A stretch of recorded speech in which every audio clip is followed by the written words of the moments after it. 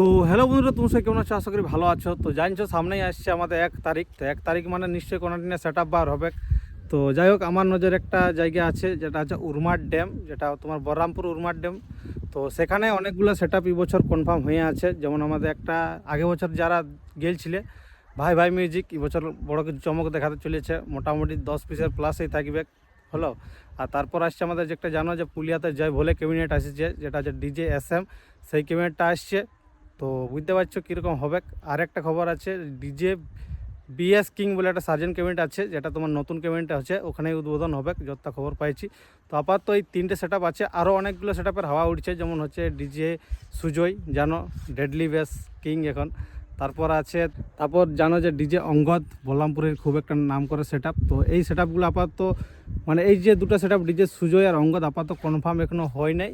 তো দেখা যাক, আলে আসতেও পারে। আর অবশ্যই যে 3টে সেট আপের নাম বললি আমি, ভাই ভাই মিউজিক বড় কিছু চমক দেখাতে চলেছে উরমাড ড্যামে। ডিজে BS কিং নতুন ক্যাবিনেট আসছে।